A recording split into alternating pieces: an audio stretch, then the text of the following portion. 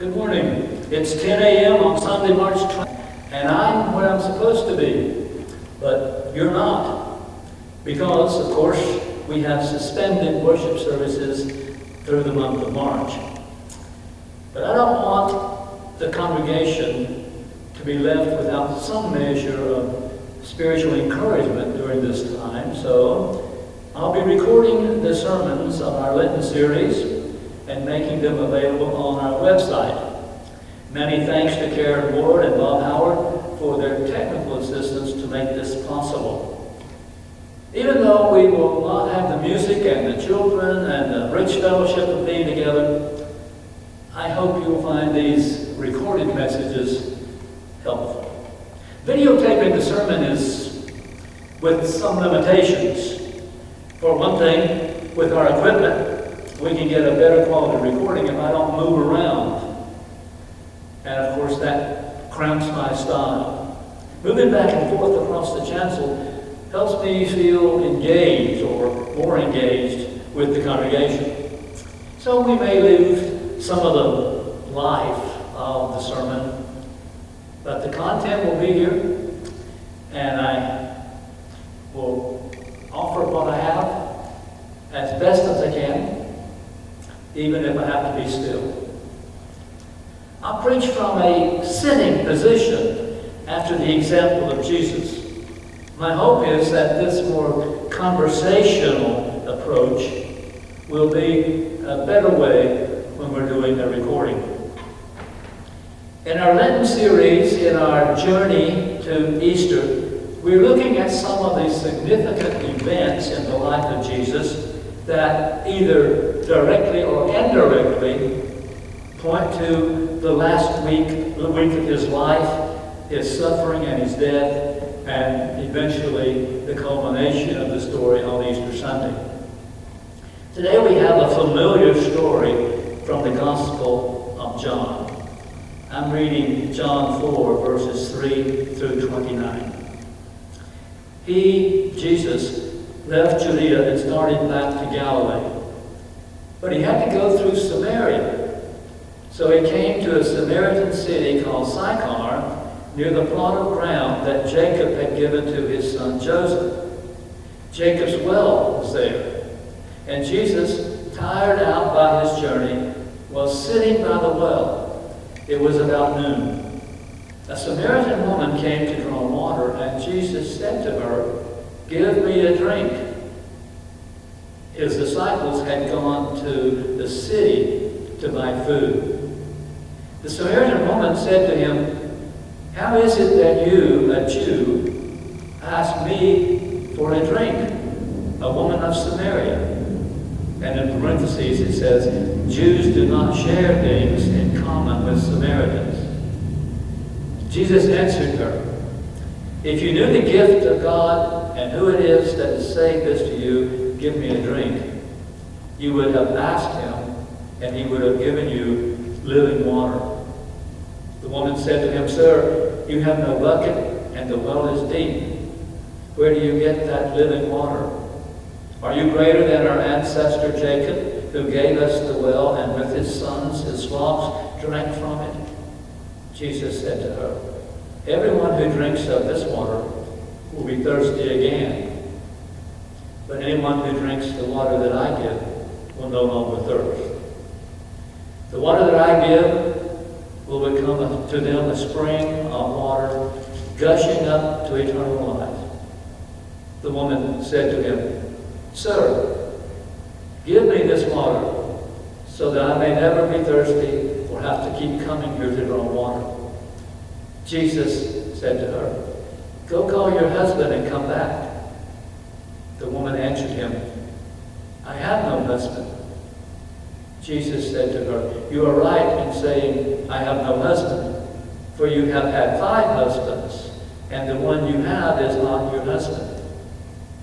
"What you have said is true," the woman said to him. "Sir, I see that you are a prophet. Our ancestors worshipped on this mountain, but you say that the place where people must worship is in Jerusalem."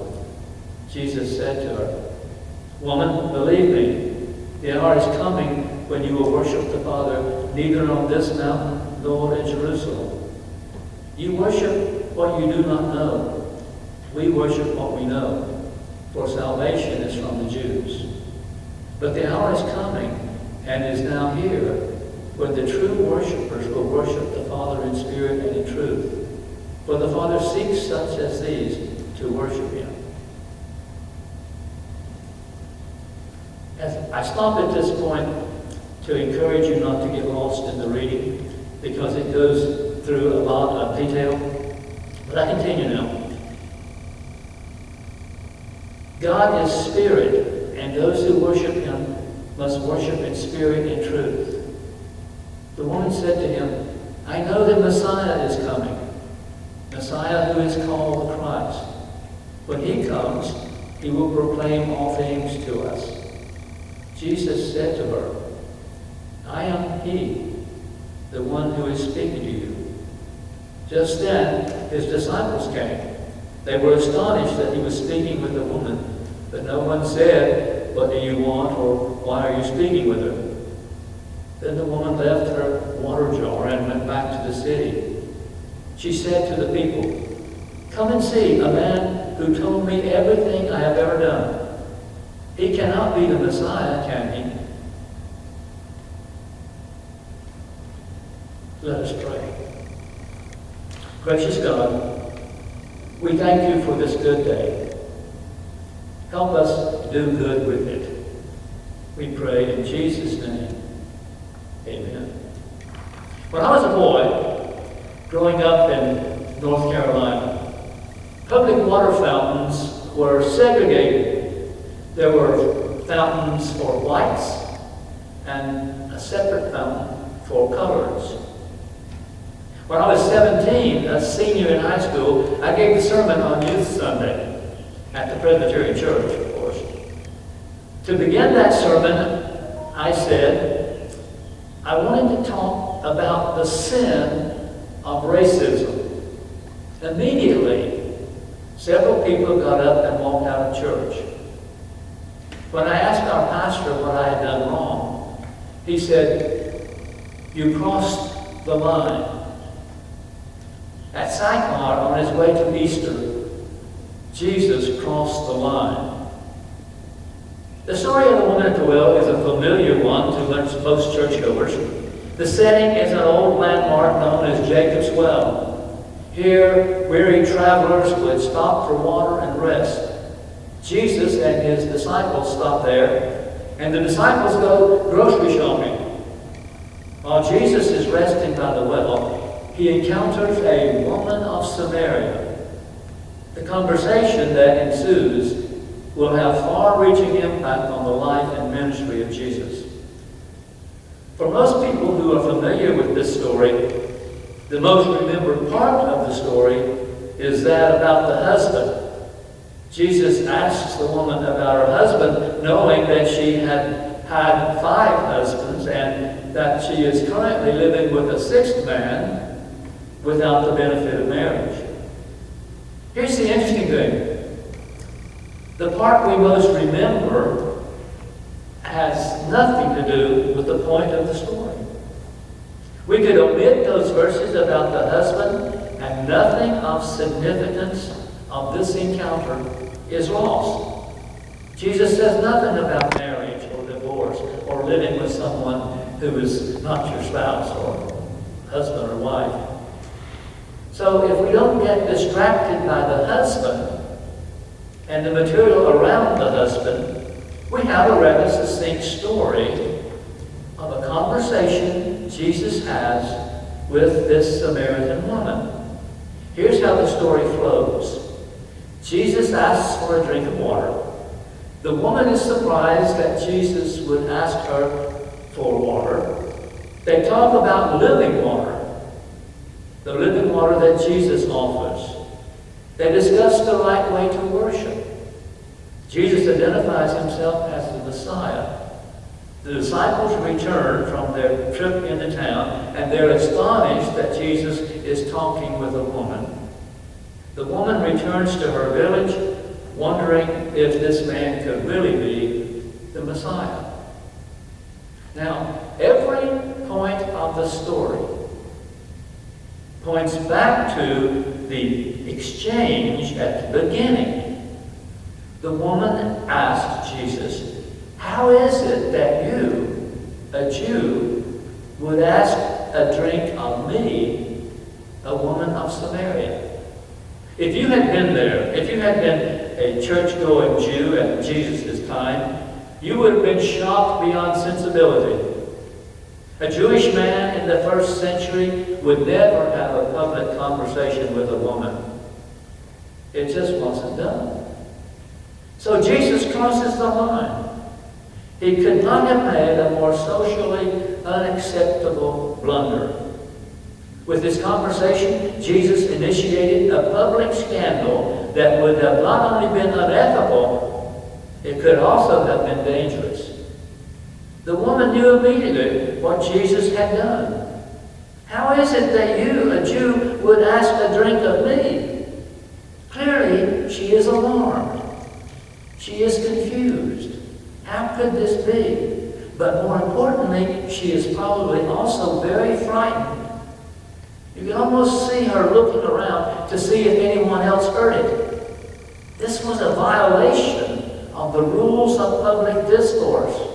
And guess who gets stoned if this scandal is witnessed? Not the Jewish man who initiated the conversation, but the woman who participated in it. But Jesus doesn't just cross one line, he crosses another. A Jewish man would never have a public conversation with a Samaritan. It just wasn't done. In fact, Jews would have nothing to do with Samaritans. The animosity of Jews towards Samaritans was an all-encompassing, in-your-face, 100-year-old vendetta. Perhaps you remember the history. When Babylonia conquered the nation of Israel, half the people were carried off into exile, and the other half of the people were left behind and ruled by Babylonian vassals. Then about 100 years later, before the time of Jesus, about 50 years later, 100 years before the time of Jesus, the exiled Jews were allowed to return home. And when they got back home, when these faithful Jews returned to Jerusalem to refurbish their faith and rebuild the temple, they discovered that the Jews who had been left behind had intermarried with other people in the area. This was an offense to Jewish nationalism and an abomination to the Jewish faith. It was inexcusable, unforgivable, and unforgettable. We know from the books of Ezra and Nehemiah that the Jewish leaders, when they returned, tried to annul all the marriages that had taken place with folks in the region. And we know from these same accounts that the children of these marriages were cast out of the village. It is the descendants of these impure Jews that were the Samaritans. And throughout the New Testament, we see the disdain of these Samaritans by Orthodox Jews. Because of a mishap of history, the Samaritans were outcasts, persona non grata in the Jewish community. Jesus ignored conventional propriety.